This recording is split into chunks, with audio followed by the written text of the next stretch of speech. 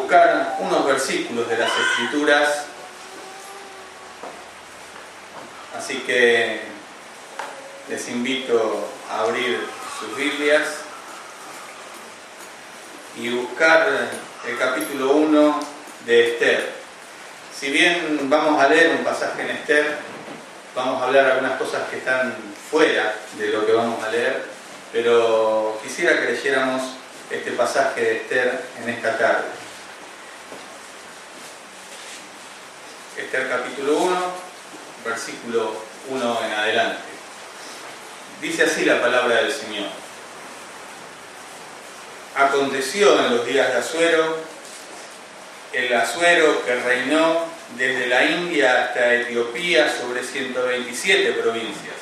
En aquellos días, cuando fue afirmado el rey Asuero sobre su trono, sobre el trono de su reino, el cual estaba en Susa, capital del reino.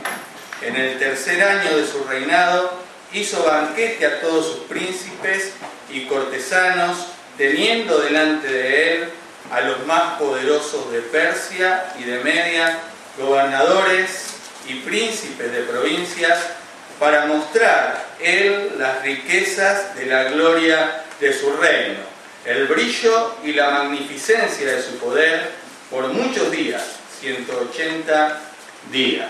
Hasta aquí, por ahora, la lectura de la palabra del Señor.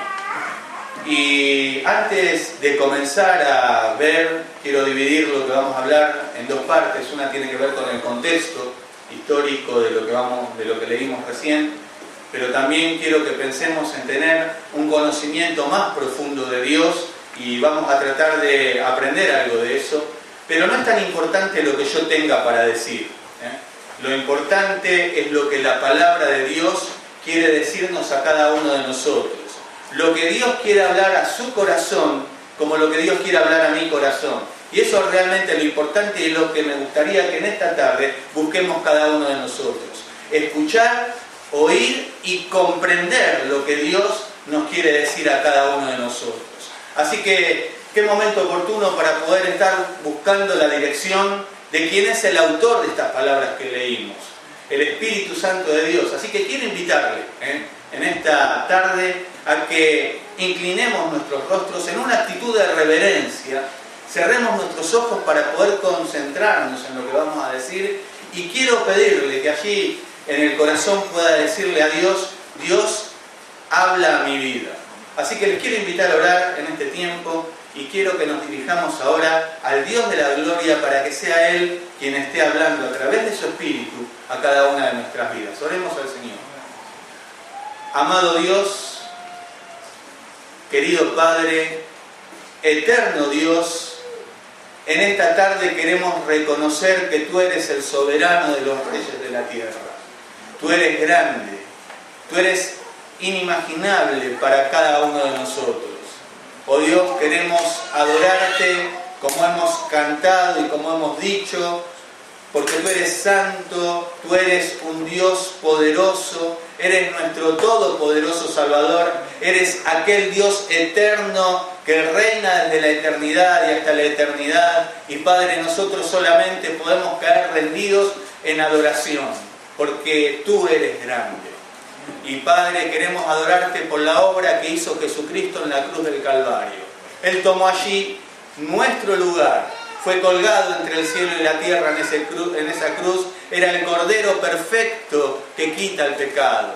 Oh Dios, te damos infinitas gracias porque un día Tú abriste los ojos de nuestro entendimiento para que pudiéramos comprender que necesitábamos llegar a los pies de la cruz. Te adoramos, oh Dios, por la salvación tan grande que Tú nos has dado. Y Padre, te damos muchas gracias porque podemos, por Tu amor, Tu bondad y Tu infinita gracia, ser parte de Tu pueblo, ser parte de este cuerpo que es la Iglesia, y Padre, juntos en comunión y en armonía adorarte. Querido Dios, te alabamos también por Tu palabra. Tu palabra es verdad. Nosotros nos acercamos a ella y, oh Dios, realmente somos falibles y nos sentimos indignos delante de Tu presencia y delante también de Tu palabra. Pero hoy, Padre, en este tiempo, queremos pedirte que tú hables a nuestras vidas. Tu palabra es verdad. Tu palabra es poderosa. Tu palabra, como dice el escritor a los hebreos, es viva y eficaz, más cortante que espada de dos filos, que penetra hasta lo más profundo de nuestro ser. Oh Dios, queremos que tú, a través de la obra del Espíritu Santo, nos ayudes a comprender el mensaje que tú nos quieres dar a través de tu palabra. Amado Dios, te damos muchas gracias por poder estar juntos y te adoramos, porque hoy con toda libertad podemos abrir tu palabra, y cada vez que abrimos tu palabra, eres tú hablando a nuestras vidas.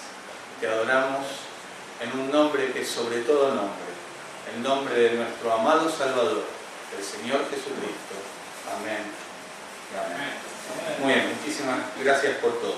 Así que cuando llegamos a este pasaje, como recién leíamos, el texto no nos habla mucho acerca de quién es el escritor o qué es lo que, pero arranca directamente contándonos la historia, y él comienza diciendo que aconteció. Esto tuvo lugar en los días de Asuero, y este rey que gobernó en Media y Persia, dice claramente la palabra del Señor, sobre 127 provincias, va a hacer un banquete. Hay 3 banquetes en este primer capítulo que se nos van mostrando. Uno que es para los príncipes, ¿no es cierto? Que el rey Asuero, emperador, va a tener para ellos un tiempo íntimo con aquellos que eran parte de los funcionarios, eran los funcionarios de su gobierno. También va a tener un banquete para todo el pueblo. Y Vasti, que era la reina en ese momento, esposa de este rey, va a tener un banquete para las princesas y para las reinas, ¿no es cierto? Así que él, y nos dice claramente estos primeros versículos, el objetivo de este banquete era justamente mostrar las riquezas y de la gloria de su reino, el brillo y la magnificencia de su poder. Y por muchos días lo quería hacer esto, ¿no es cierto? Por 180 días. Así que él había preparado una gran fiesta, un gran banquete. Para muchos de nosotros, o para el hombre sin Dios, sin Cristo y sin esperanza, justamente es lo mismo que pasa, ¿no es cierto? Quiere mostrar la grandeza de su esplendor. Pensamos que somos grandes, pensamos que somos algo y tenemos algo de valor, e inclusive queremos mostrarlo. Y esto es lo que pasaba con este rey. Este rey Asuero había conquistado, bueno, obviamente esto se está desarrollando en un momento de la historia, y si geográficamente nos ubicáramos de alguna manera, anteriormente Babilonia, pero estamos hablando, ¿no es cierto? Y cuando hablamos de Babilonia nos acordamos de un rey, ¿no? ¿Se acuerdan de alguien?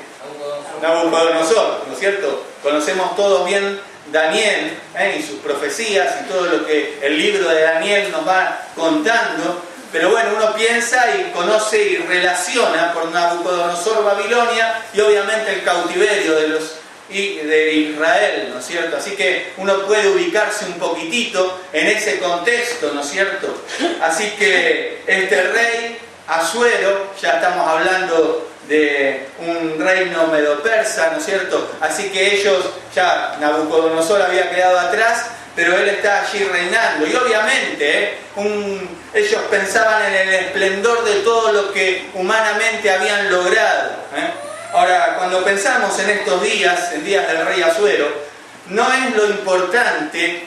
Leímos acerca de Esther, y uno puede hablar mucho acerca de este tiempo de Esther, pero otra cosa que a mí en este contexto me gustaría mencionar, y no quiero ser muy detallista porque si no va a pasar lo que decía Gastón, vamos a estar acá bastante tiempo, pero cuando uno piensa en los personajes de la Biblia, recién hablábamos acerca de algunos mientras estábamos en el tiempo de adoración, como Moisés, Elías, a veces hablamos de los discípulos, ¿no es cierto? Pero yo, cuando hablamos de Esther, a veces uno piensa en lo que Esther fue y representó para el pueblo de Israel, y poner ciertos personajes de la historia de la Biblia en algunos lugares que a veces nos centramos tanto en el personaje, pero no en el Dios del personaje. Y yo quiero hoy pensar en este contexto que estamos dando de la historia de Esther, no solamente en Esther, ¿no es cierto? No solamente en el libro de Esther, sino en quién está detrás de este libro. Vamos a ver algunos personajes de esta historia. Pero cuando uno piensa en Esther, como podríamos pensar en cada uno de los personajes que mencionamos de la historia del pueblo de Israel o de la historia de las Escrituras, tenemos que hablar de un gran Dios, como recién decíamos. Un Dios soberano, un Dios grande, un Dios que muchas veces no comprendemos por lo que hace y por lo que Él es realmente. Detrás de Esther, de esta reina que va a estar aquí en la historia de este reino y de este gobierno, vemos un gran Dios y realmente es un personaje principal en esta historia. Ahora, paradójicamente, cuando uno piensa en Esther, tenemos que pensar que en este libro, no sé si ustedes, ¿cuántos leyeron Esther? Amén. Algunos dicen amén y no levantan la mano. Bueno, no sé por ahí. Pero bueno, amén. Leímos de Esther, ¿no es cierto? ¿Cuántas veces encontraste el nombre de Dios en Esther? No lo mencionan. ¿Están seguros? ¿Sí? No lo menciona en ningún momento, ¿no es cierto? A veces se ha dudado los estudiosos en decir incluimos a Esther dentro del canon de la Biblia porque justamente es un libro que no menciona a Dios en ninguna manera, de ninguna forma. No vas a encontrar el nombre de Dios en ninguna de las páginas de este libro de Esther. Pero sin embargo, cuando uno lee la historia de Esther, ve la mano soberana de Dios guiando todas las cosas. Aunque Él no se nombre, aunque a Él no se lo vea, Él está en acción, está obrando. Y muchas veces pensamos así, a veces hablamos de la presencia de Dios y eso es algo que nos impacta tremendamente. Cuando uno habla de la presencia de Dios, la vive, la palpa, es algo que nos impacta en nuestra vida y en nuestro corazón. Pero qué impactante que es también cuando hablamos de que Dios está ausente, ¿no es cierto? Pero de todas maneras, aunque es el invisible Dios, aunque nosotros no lo vemos, aunque nosotros tal vez en la historia de Esther quizás el pueblo no lo podía ni siquiera sentir, ¿no es cierto? Ellos podían estar allí, nosotros hoy que lo leemos, podemos ver la grandeza de nuestro Dios, que aunque su nombre no figura en ningún lugar, uno puede ver su soberana y poderosa mano obrando, cuidando a su pueblo Israel en medio de estas circunstancias que le toca vivir. Sabemos que el pueblo de Israel fue llevado cautivo. Ellos dieron la espalda a Dios y bueno, las 10 tribus de Israel del norte fueron llevadas cautivos en primer lugar. Las 2 tribus del sur que se llamaban Judá fueron llevadas al cautiverio un tiempo después y allí uno puede ver que esto había sucedido durante el tiempo de Israel y bueno, ellos estaban allí, ¿no es cierto? Ahora, un pequeño grupo de estos judíos que habían sido llevados al cautiverio, alrededor de 50.000, vuelven. Conocemos la historia de Esdras, Nehemías y también de Esther. Uno, cuando a veces algunos predicadores quieren hablar acerca de un tema como el liderazgo, siempre nos vienen a la mente estos libros, Esdras, Nehemías y Esther, ¿no es cierto? Pero cuando uno puede hablar de estos libros, realmente uno ve el liderazgo que Dios tiene sobre su pueblo. Así que algunos van a llegar allí con Esdras para reconstruir sus casas, reconstruir el templo, con Nehemías para reconstruir las murallas de la ciudad, y uno podría ubicar a Esther entre el capítulo 7, 8 de Nehemías de alguna manera, pero ¿saben algo? Hay un grupo mucho más significativo que prefirió quedarse en la comodidad de Babilonia, en la comodidad del gobierno medo-persa. Millones se quedaron cómodamente en donde estaban, ya se habían acostumbrado al lugar, ya estaban cómodos en ese lugar, así que algunos vuelven, pero un grupo muchísimo más grande se queda allí donde estaban. No vuelven a la tierra de Jerusalén, no llegan allí para trabajar con aquellos que habían vuelto del cautiverio. Así que, de alguna manera uno podría decir que este grupo estaba en desobediencia.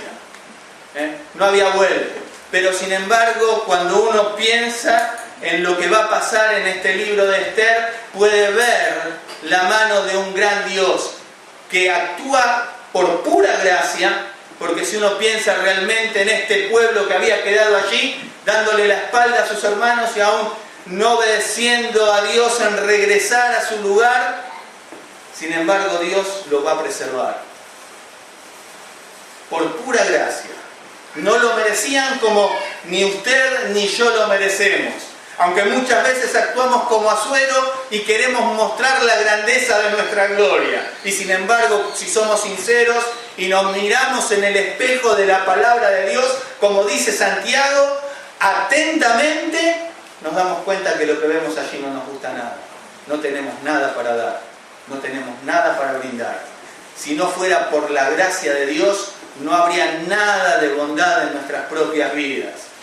Pero Él actuó con gran misericordia también. Por su gracia nos da como un regalo eterno lo que ninguno de nosotros merecemos.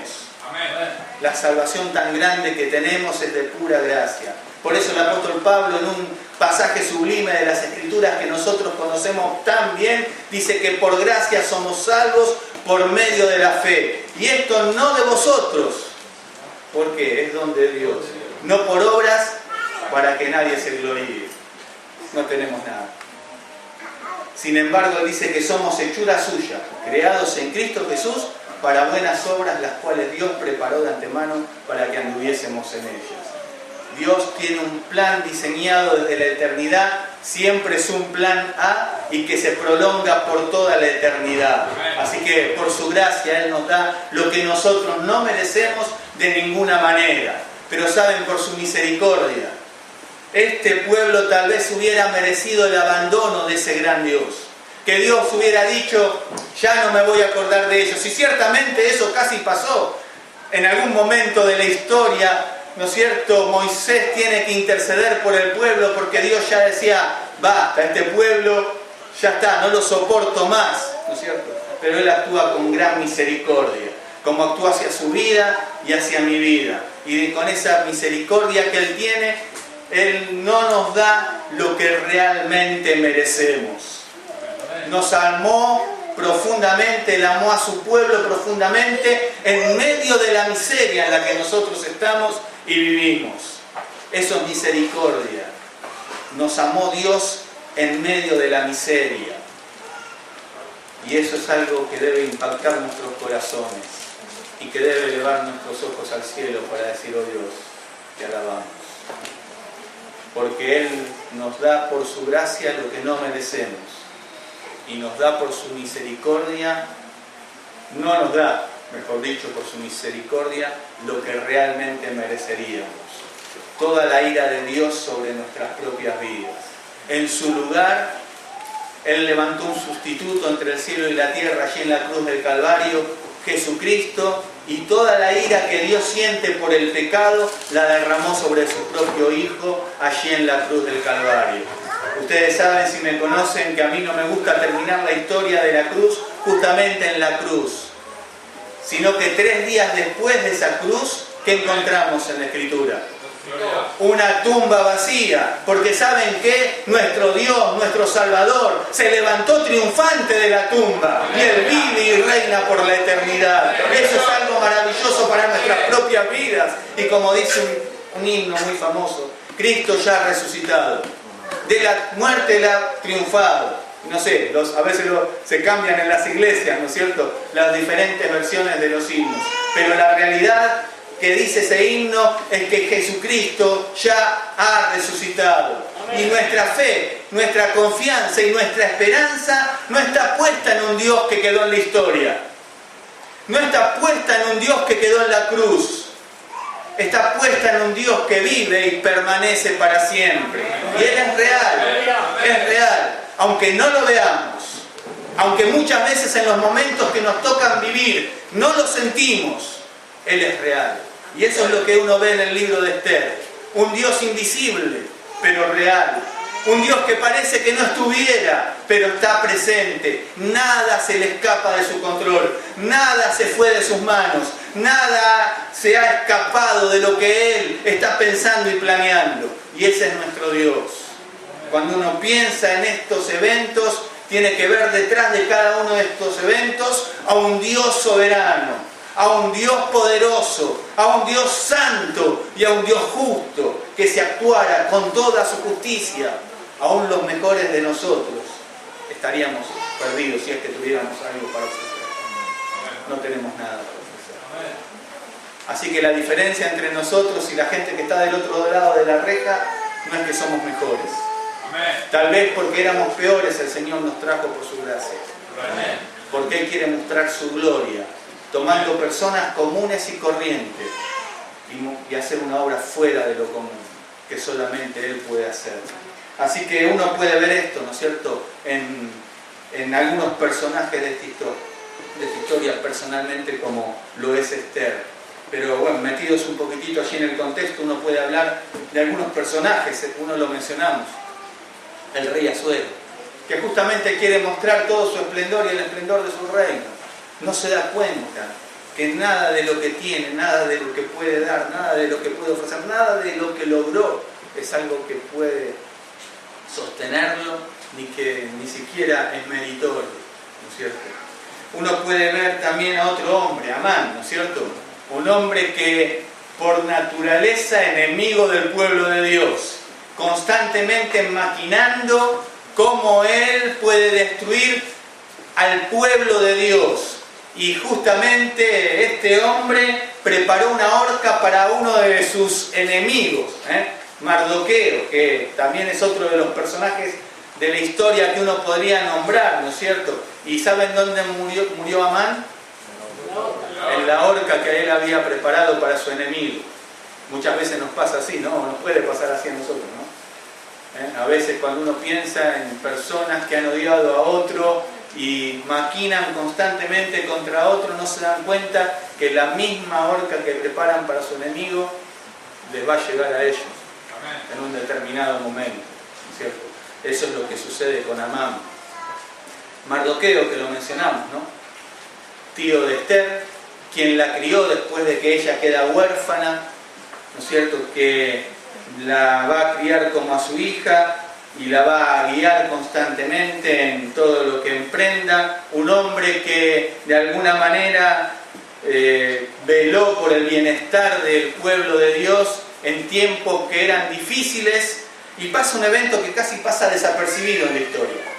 En un momento, 2 eunucos traman hacer daño en el gobierno y atentar contra el rey, y allí Mardoqueo escucha algo y lo hace saber, ¿no es cierto? Y eso que él hace saber y se desbarata el plan de estos eunucos queda escrito en el libro de las crónicas del rey. Oh cosa, casualidad, que un día este rey no puede dormir durante la noche y pide que le traigan el libro de las crónicas. ¿Vieron cómo hacemos a veces nosotros?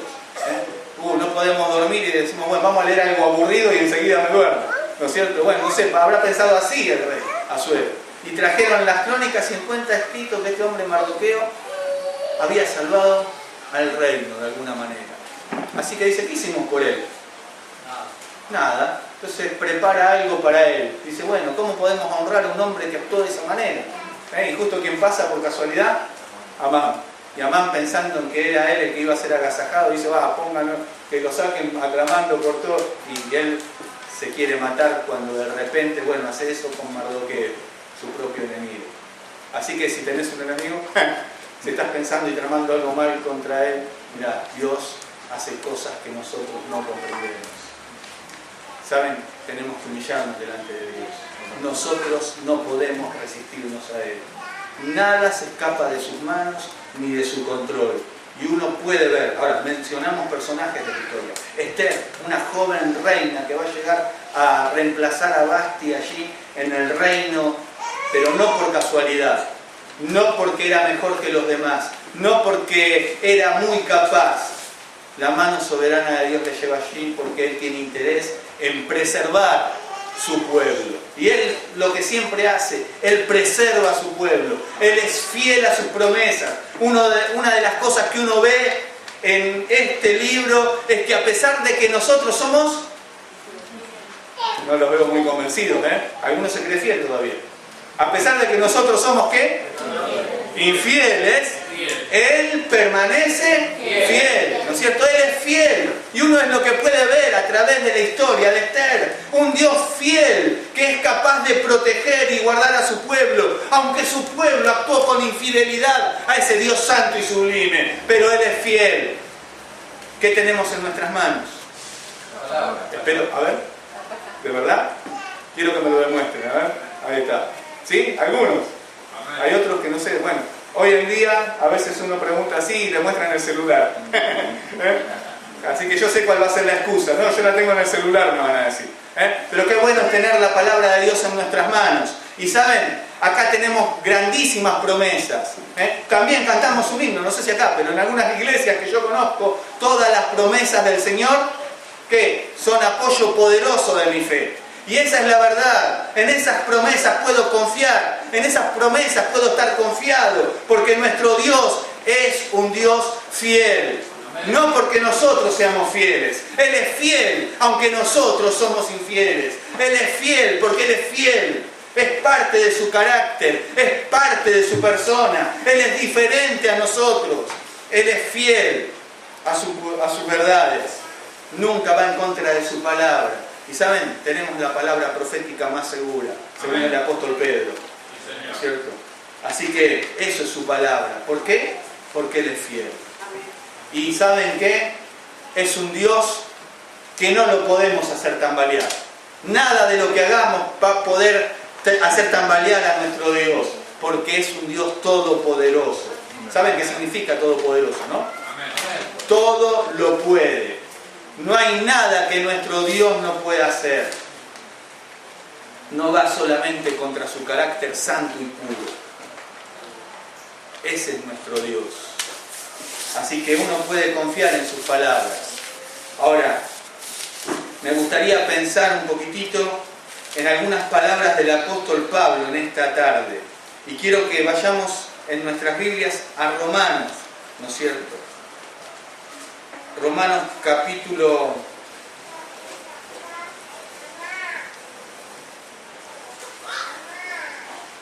11, versículo 33, para leer ahora. Dice así la palabra del Señor. Oh profundidad de las riquezas, de la sabiduría y de la ciencia de Dios. Cuán insondables son sus juicios e inescrutables sus caminos. Después de dar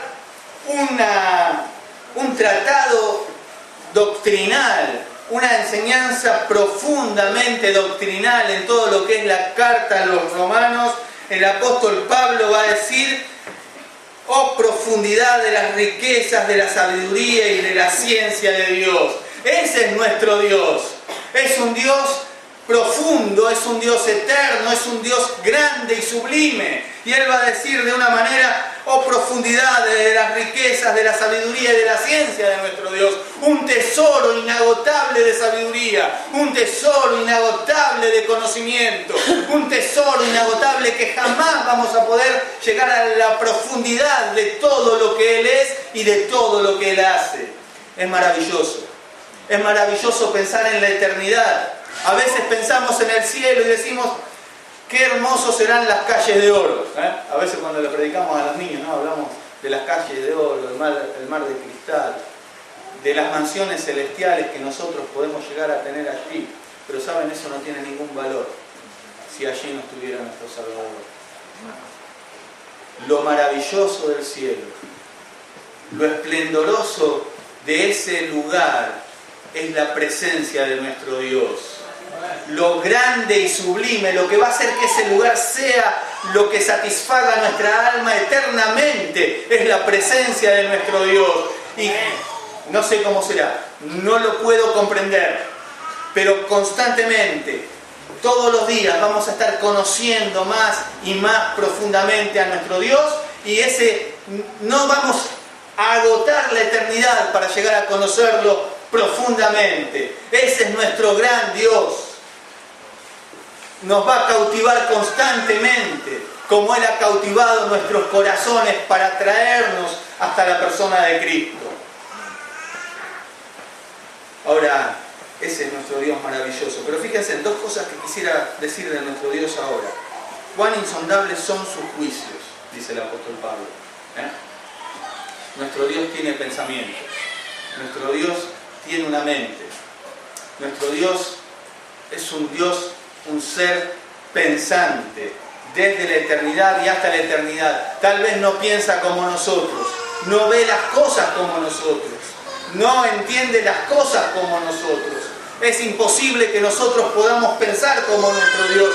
Y Él dice, cuán insondables son sus juicios, cuán insondables son los juicios de su mente, los juicios de su pensamiento, los juicios de su corazón. Cuán insondables, es como que yo tiro una sonda y no puedo encontrar el fondo, no lo puedo conocer profundamente en toda su plenitud y su magnitud, no puedo entender la mente de este Dios, aunque las Escrituras nos dicen que nosotros tenemos que la mente de Cristo, ¿no es cierto? Hoy, obviamente, por efecto del pecado no podemos comprender plenamente eso, pero cuando Cristo llega a nuestras vidas, obviamente Él cambió nuestro corazón por un nuevo corazón y como decimos en alguna canción, no sé si la conocen, esa es la razón por la que digo que vine a adorar a Dios.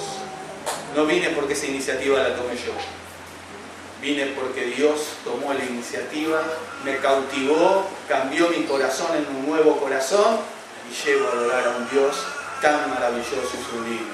Y es insondable. No lo puedo meter en un tubo de ensayo y decir este es Dios. No puedo escribir un libro y decir estos son los pensamientos de Dios. Dios inspiró las Escrituras. Allí tenemos toda su mente, lo que Él quiso revelar para nosotros. Y es inimaginable, incalculable todo lo que Dios tiene por toda la eternidad para compartir con nosotros y una fuente inagotable de sabiduría. Hay algunos pensadores que han dicho que la Biblia es tan sencilla que aún los niños pueden nadar en ella sin temor a ahogarse. Pero también las Escrituras son tan profundas que los teólogos más doctos pueden bucear en ella sin encontrar el fondo. Esa es la palabra de Dios. Es viva y eficaz y más cortante que toda espada de dos filos, que penetra hasta lo más profundo de nuestro ser y discierne los pensamientos, y no solamente los pensamientos, las intenciones del corazón. Nada podemos esconder de nuestro Dios. Nada podemos esconder de su palabra. ¿Dónde huiré de tu espíritu?, decía San Luis. ¿Dónde me esconderé? Imposible. No se puede. Así que nuestro Dios tiene pensamientos. Pero fíjense, también nuestro Dios, dice allí el apóstol Pablo, al final de este versículo, e inescrutables sus caminos. Tiene una voluntad. Él trazó un camino. Ese es nuestro Dios. Ahora, esos caminos son inescrutables. No los puedo a veces comprender. ¿Cuántas veces caemos de rodillas y decimos, Señor, ¿qué pasa? No puedo entender nada. No sé si ustedes son como yo, a veces entramos en periodos de nuestra vida en donde parece que todo sale al revés de lo que nosotros lo planeamos. Por ahí a ustedes les va todo re bien. No sé, por ahí soy el único acá en este auditorio que de repente piensa en algún momento de su vida, Dios, yo planeé otra cosa, yo pensé que las cosas iban a ser diferentes, pero sin embargo uno llega a caer de rodillas y decir, Señor, no entiendo nada. No comprendo qué es lo que está pasando. No puedo entender, porque bueno, sus caminos no son mis caminos. Uno no puede entender a veces lo que Dios quiere hacer en su soberana voluntad. Pero tenemos una gran seguridad que nos da el apóstol Pablo en Romanos capítulo 12. Ustedes lo deben saber de memoria. ¿Cuántos saben de memoria Romanos capítulo 12, versículo 1 y 2? ¿Alguna duda? ¿Nadie levanta la mano? Bueno, versículo para memorizar en la semana. Os ruego por las misericordias de Dios que presentéis vuestros cuerpos en sacrificio vivo. Ese es nuestro culto racional.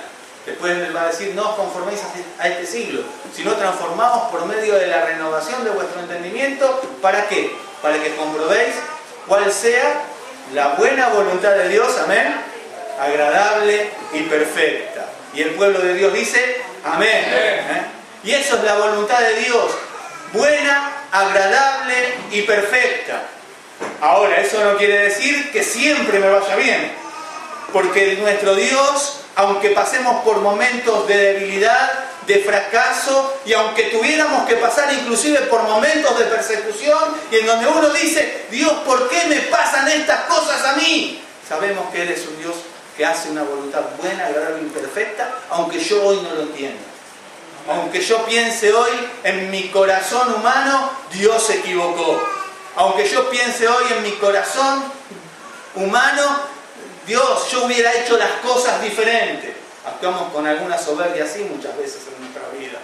Pero sin embargo, la palabra de Dios nos da certeza y seguridad de que la voluntad de Dios, ahora, ¿cuándo? No os conforméis a este siglo. ¿Saben? Esa palabra es una palabra que se usa para, o sea, representa lo que significa acuñar monedas. No sé si, bueno, yo no tengo, soy pastor, no tengo ni una moneda. ¿Alguno tiene una moneda ahí? Bien, bienvenidos al grupo de los que somos paupérrimos en este mundo, pero nuestras riquezas son celestiales, yo me consuelo con eso. Amén. ¿Sí? Pero si uno mira las monedas, agarras 2 monedas de $1 y las miras, son iguales, ¿no? Se acuñan, se ponen en un molde, salen todas igualitas. Eso es acuñar monedas. Y es lo que quiere hacer el diablo con nosotros en este mundo. Hace con la gente fuera de este lugar, parece que todos fueran iguales. Y eso es lo que está diciendo Pablo. No os conforméis a este mundo. No tomen la forma de este mundo. Obviamente Dios nos ha cambiado el corazón. Hoy nos toca luchar contra la corriente de este mundo, ¿no es cierto? Pero ¿saben? Sino que debemos transformar nuestra mente, renovar nuestra mente, cambiar nuestros pensamientos. ¿Y eso cómo se hace? Con la palabra del Señor. Hermanos, es importantísimo. Es la leche espiritual no adulterada, según el apóstol Pedro, la palabra de Dios para nuestras vidas. Debemos enfocarnos en su palabra. Pero no nos conformemos con la leche. El escritor a los Hebreos dice que el alimento sólido es para los que han alcanzado madurez, para aquellos que tienen los sentidos ejercitados en el discernimiento del bien y del mal. Espero que hoy los hermanos de Sembrando Amor estén comiendo un asado, bueno, no sé hoy, pero durante la semana y siempre estén comiendo un asado espiritual, porque han alcanzado madurez, han crecido en el conocimiento de la palabra de Dios. Pero muy importante, hermanos, memoricemos las Escrituras, aprendamos las Escrituras de memoria, porque a través de eso Dios renueva nuestro entendimiento. Y uno puede contemplar esa perfecta, buena y agradable voluntad de Dios cuando la palabra de Dios está no solo en nuestra mente, sino que una vez que está en nuestra mente ha bajado en nuestro corazón. Y comprendemos por la palabra que muchas veces Dios trae sufrimiento a nuestras vidas, porque Él está trabajando. ¿Se acuerdan? Dijimos, somos hechura suya. Esa palabra hechura significa que somos el poema inconcluso de Dios. Él está escribiendo todavía en el día de hoy ese poema de nuestras vidas. Y muchas veces en ese tiempo que Él está obrando en nuestras vidas nos lleva a momentos de sufrimiento, porque Él está trabajando. ¿Nos gusta el sufrimiento? Amén. No. Amén, dicen algunos. Bien, amén. Yo no dije amén, ¿vieron? No me gusta el sufrimiento. Pero sin embargo, tenemos que entender que muchas veces Dios usa el sufrimiento para obrar en nuestras vidas y hacernos levantar los ojos al cielo. Así que uno puede ver esto, ¿no? Él tiene una voluntad, Él tiene pensamientos. Y quiero terminar hoy meditando, y ahora para meditar en esta última parte de esta predicación, me gustaría que vayamos a Daniel. Así que les invito a buscar el libro del profeta Daniel, en el capítulo 4. Y allí tenemos algo que pasa con este rey Nabucodonosor que mencionamos en algún momento en el contexto, aunque no le dedicamos tanto a los detalles del contexto. Lo mencionamos nosotros allí, rey en Babilonia. Y en el primer tiempo de Daniel, justamente quien estaba al mando era este rey Nabucodonosor. Y cuando comenzamos, allí el capítulo 4, si vamos a la lectura, dice Nabucodonosor, rey a todos los pueblos, naciones y lenguas que moran en toda la tierra, paz os sean multiplicadas. De alguna manera, él está diciendo, yo Nabucodonosor estoy hablando y dirigiéndome a todos los reinos de la tierra. Versículo 2 dice, conviene que yo declare las señales y milagros que el Dios Altísimo ha hecho conmigo. Ahora, quiero decirles que esta no fue siempre la actitud de este rey. Este rey, como muchas personas en este mundo, era un rey soberbio. Era un rey que se paseaba por los jardines, que hoy en día son una de las maravillas del mundo, por la belleza de estos lugares, ¿no es cierto? Y decía, cuán grande que es el reino que yo edifiqué. ¡Qué grande que soy! Muchas veces se parecía a nosotros cuando, viste, te levantás a la mañana, nos miramos al espejo y decimos, ¡ah, qué grande que soy! Como decía Gastón recién acá, soy hermoso. ¿Sí? A ver, el único que me dijo amén fue Gastón. No sé, no la escuché a tu esposa decir amén, pero quiero que diga amén, me lo estoy esperando a ver si la escucho. Ahí está, amén, amén. Ya son dos. Amén. Pero ahí estamos. Pero cuántas veces, ¿no es cierto? Ahora este Dios, Él dice, es Dios altísimo. Y eso es lo que es nuestro Dios. Es un Dios, no lo podemos describir con palabras. Es impresionantemente y maravillosamente grande. Es alto, es elevado, está inalcanzable para nosotros. Es realmente inalcanzable. Y qué maravilloso pensar en un Dios así, que siendo tan grande y sublime, que siendo un Dios altísimo, pensó en personas indignas como nosotros y se acercó en la persona de Jesucristo para salvar a su pueblo.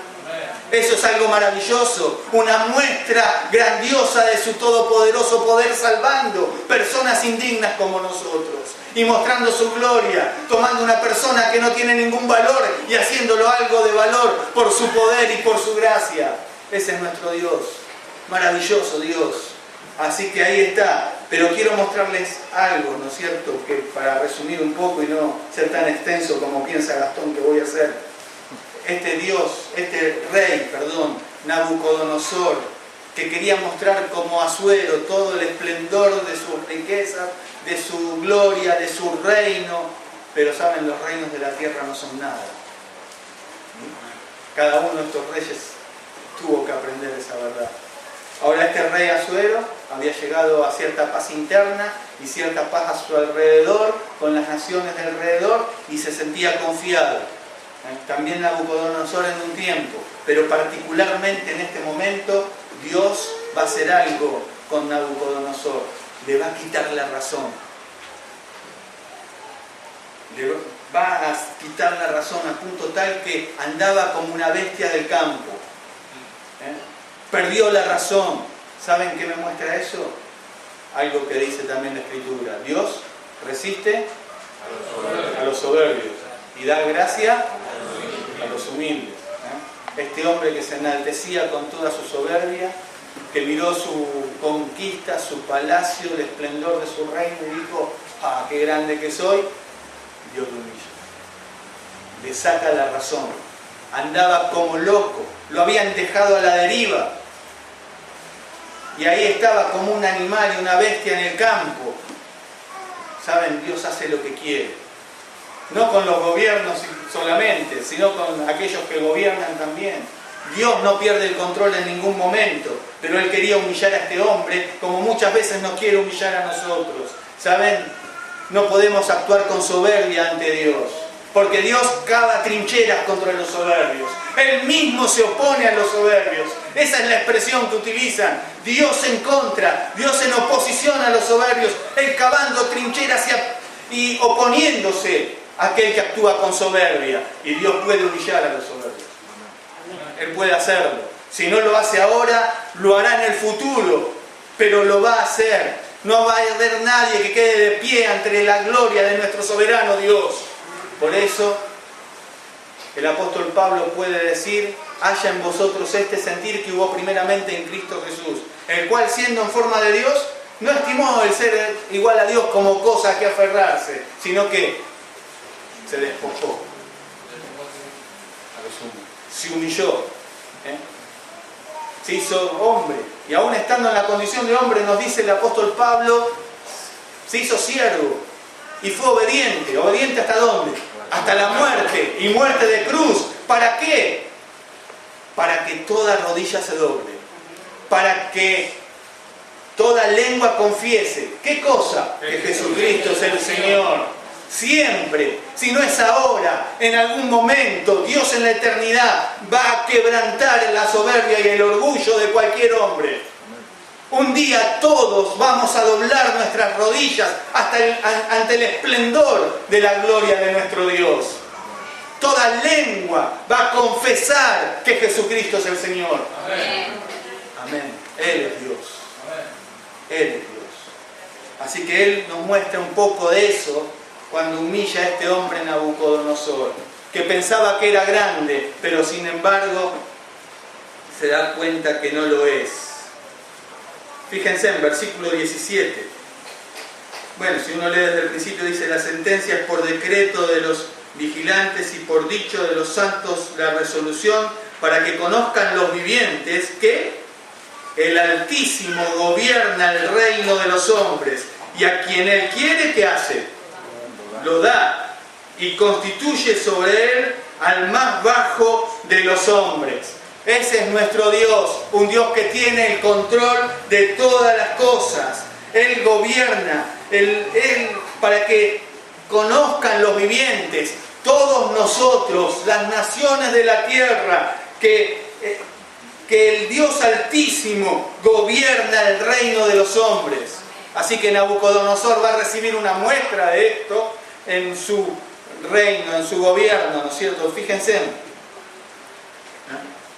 Bueno, versículo 25, Dios va a revelar un poquitito, ¿no es cierto? Al final dice: y 7 tiempos pasarán sobre ti hasta que conozcas que el Altísimo, ¿qué pasa? Tiene dominio en el reino de los hombres, y que lo da ¿a quién? A quien Él quiere. Dios da a quien Él quiere. Lo repitió 2 veces, y si Dios lo repite es porque algo de valor tiene, ¿no es cierto? Dios no pierde el control. Él es un rey soberano, reinando sobre su criatura y sobre su creación. A veces uno piensa que el diablo reina, pero no es así. A Dios no se le escapó nada de su control. Él tiene un plan eterno y ejecuta su plan con toda perfección. Y Nabucodonosor tiene que aprender. Y este Dios Altísimo, grande y sublime, está mostrando todo su esplendor en la vida de un rey soberbio que va a ser humillado. Porque ¿saben qué? Dios tiene poder para humillarnos. ¿Y cuántas veces lo ha hecho con usted? Y Él lo ha hecho conmigo, ¿no? Luchamos, nos enaltecemos en nuestra soberbia, y un día Dios quebranta nuestras vidas.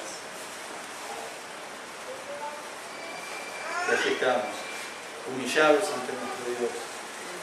Y allí, cuando estamos en el fondo del mar, en el vientre del pez, como Jonás, ahí es cuando nos acordamos de decir: Señor, sálvame, Señor, ayúdame. Dios tiene su forma de humillarnos, y Él siempre va a humillar a los soberbios. Así que seamos humildes ante la presencia del Señor. Fíjense en el versículo 26. Luego que reconozcas que, ¿quién gobierna? ¿Tienen ahí el versículo 26 del capítulo 4 o ya lo perdí? Al final, la última frase dice: luego que reconozcas que el cielo gobierna. Nosotros pensamos que nosotros gobernamos nuestras vidas, ¿no? A veces cuando le predicamos a alguien el Evangelio, por ahí las personas nos dicen: no, yo hago lo que yo quiero. Y no se dan cuenta que son esclavos del pecado, no hacen lo que quieren. Esclavos del diablo, no hacen lo que quieren. Hacen los designios de su padre. Pero saben, el diablo en este caso, ¿no? Pero bueno, Dios está enseñándole a Nabucodonosor que él no gobierna. Que hay un rey que gobierna. Y ese es el cielo. El cielo gobierna. Nuestro Dios gobierna. Fíjense, versículo 32 dice hasta que, al final también, ¿no? No podemos leer mucho porque se nos va todo el tiempo. Dice, hasta que reconozcas que el Altísimo tiene el dominio en el reino de los hombres y lo da ¿a quién? ¿A quién? Él quiere. No hay nada de humano en todo esto, ¿vieron? Es Dios gobernando sobre creación y criaturas. Ese es nuestro Dios, un Dios soberano, lleno de gracia y de misericordia, un Dios poderoso para salvar, un Dios poderoso para hacer. Él da a quien quiere, y en este caso le está enseñando a Nabucodonosor: no tenés el reino porque vos sos grande, no tenés el reino porque vos sos soberano, no tenés el reino porque tú lo has conquistado. Dios, el cielo gobierna sobre el reino de los hombres, y Él lo da a quien Él quiere. El apóstol Pablo nos dice que toda autoridad está puesta por ¿quién? Por Dios. Si bien vamos a las urnas, tenemos que tener la plena convicción de que es el cielo el que gobierna. Hermanos, oremos por nuestras autoridades. Y no para que nos vaya bien, para que se arrepientan. La única forma de que vivamos, como dice la Biblia, quieta y reposadamente en toda piedad y honestidad, es que el cielo gobierne, pero porque haya gobernantes que se arrepienten de sus maldades, de sus pecados y de seguir las pasiones de su corazón egoísta. Y eso solamente se puede obtener cuando personas como Nabucodonosor se arrepienten, reconocen que el cielo gobierna. Pero ¿qué hacemos nosotros? No ahora, hacíamos antes de que Dios nos salvara. Nos oponíamos a todo lo que Dios era y a todo lo que Dios decía. ¿Qué es lo que hace la gente fuera de este lugar? Se opone a todo lo que Dios es y hace. Actúan con soberbia.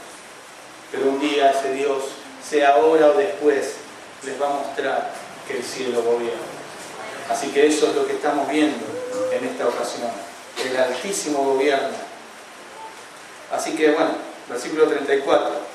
Mas al fin del tiempo, yo, Nabucodonosor, alcé mis ojos al cielo.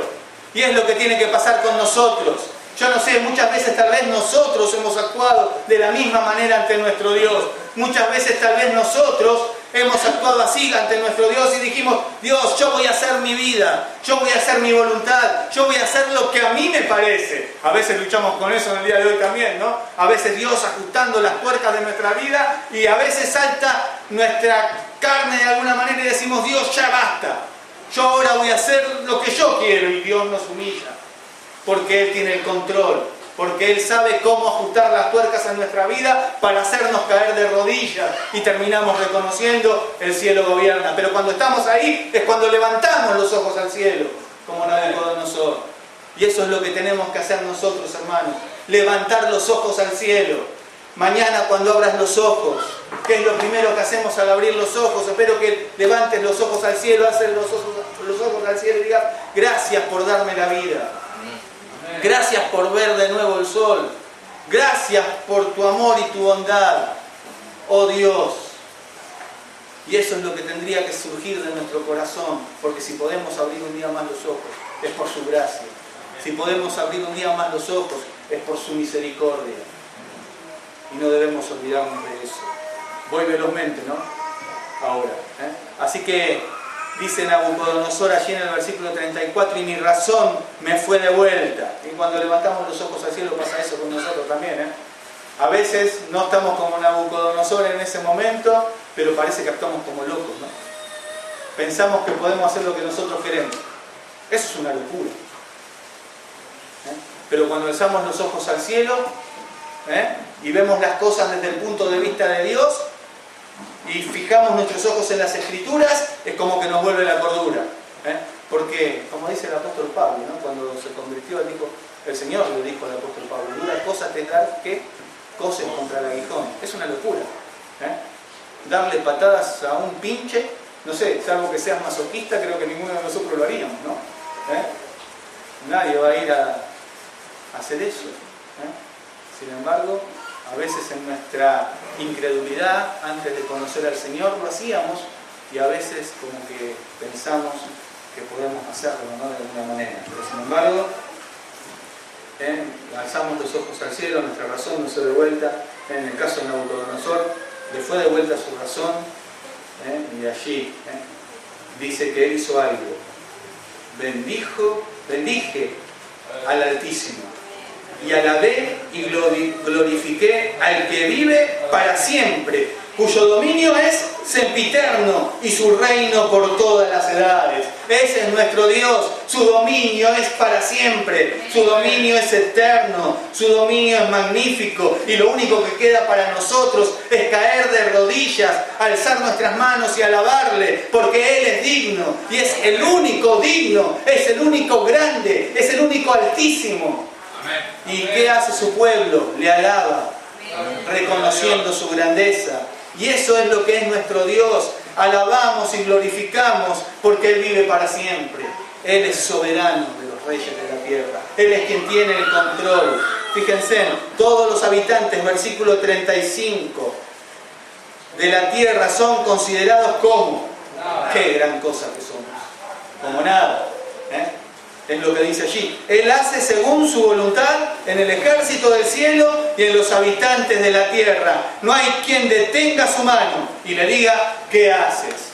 ¿Alguno osaría hacer eso? Tremenda soberbia, ¿no? De pensar que podemos decirle a Dios, detén su mano. Hubo algunos amigos de Dios que pudieron orar y hablar con Dios de alguna manera, diciéndole, Señor, considera.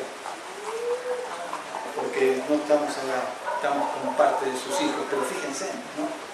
Uno puede allí ver que los habitantes de la tierra son considerados como nada. Y nosotros pensamos que somos grandes. ¿Saben? En 1969 el Apolo 11 llega a la Luna, ¿sí? Hay un astronauta, Armstrong, que escribe una canción que yo aprendí en la escuela dominical. Fíjense, ahora si quiero aprender algo, a mis 52, me cuesta 365 días memorizarlo y no sé si lo memorizo. Pero sin embargo, él mirando desde el módulo lunar allí, viendo la inmensa creación de Dios, como nos pasa a nosotros por ahí cuando vas al mar, a la playa, y de repente tenés un momento de lucidez y mirás al horizonte y decís, qué maravillosa la creación de Dios. O vas a un lugar montañoso, como algunos de los hermanos compartían, en el tiempo de compartir, mirás la grandeza de la creación de Dios y decís, qué grande es nuestro Dios. Amén. Tuve, por la gracia de Dios, la oportunidad de estar con Miriam en San Martín de los Andes. Subieron una montaña allí, yo la subí en brazos, para ella después pregúntenle, hasta allá arriba, y pudimos ver volar un cóndor por ahí a lo lejos, pero uno mira a la inmensidad de la creación de Dios y no te queda más que caer de rodillas, con lágrimas en los ojos y decir, cuán grande es Dios, cuán grande es Él. Es maravilloso. Este hombre miró por allí y escribió una canción. Dijo, yo pensaba que el hombre era grande y me equivoqué. Yo pensaba que el hombre era grande por su poder. Yo pensaba que el hombre era grande por su saber. Yo pensaba que el hombre era grande y me equivoqué. Sube hasta el cielo y lo verás. Qué pequeñito y frágil es. Sube hasta el cielo y lo verás. Como juguete de cristal que con cariño de cuidar. Sube hasta el cielo y lo verás. Yo pensaba que el hombre era grande y me equivoqué.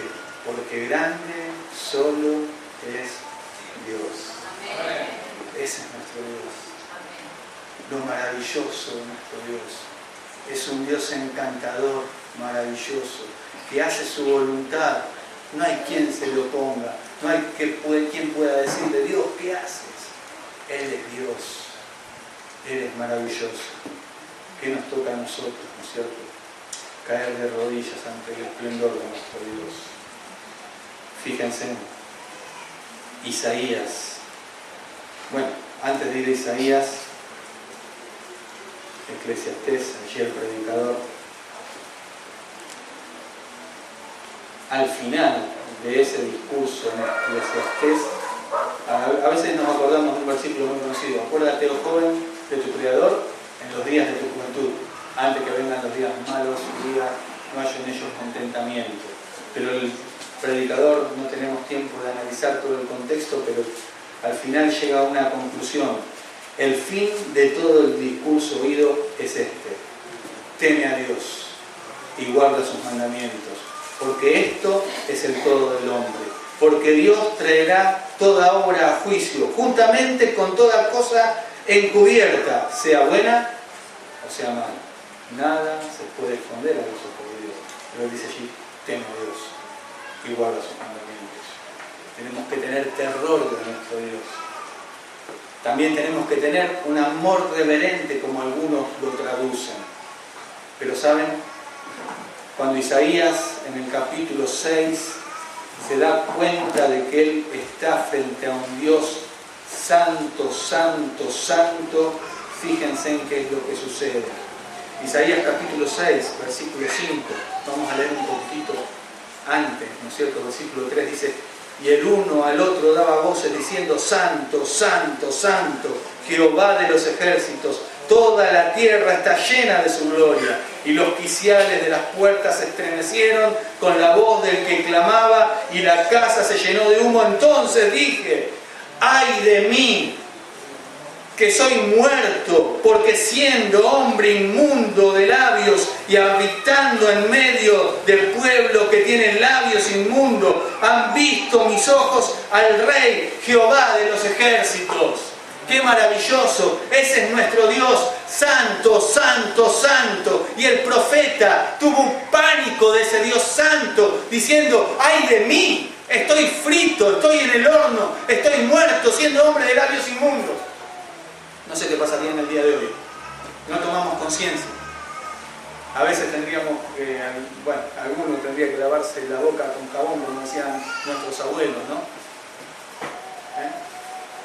Ellos tenían un verdadero temor de Dios, porque conocían a Dios profundamente.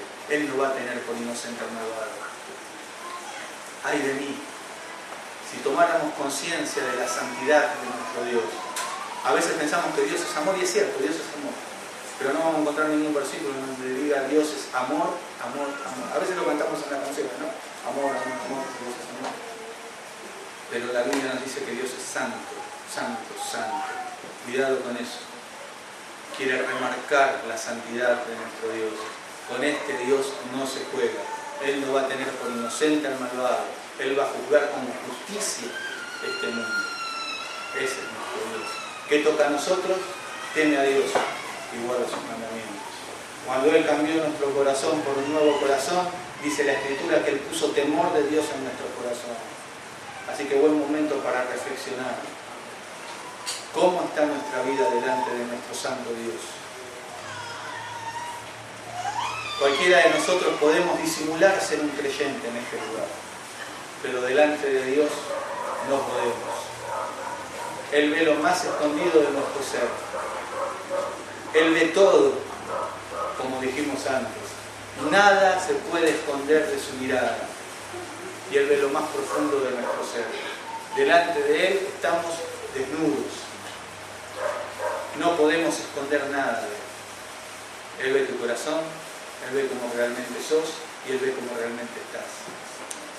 Y si en esta tarde tu situación delante de este Dios Santo no está de forma correcta, si no llegaste a la convicción en tu vida espiritual de que te has arrepentido de tus pecados delante de Dios, este es un buen momento para pensar y reflexionar en eso.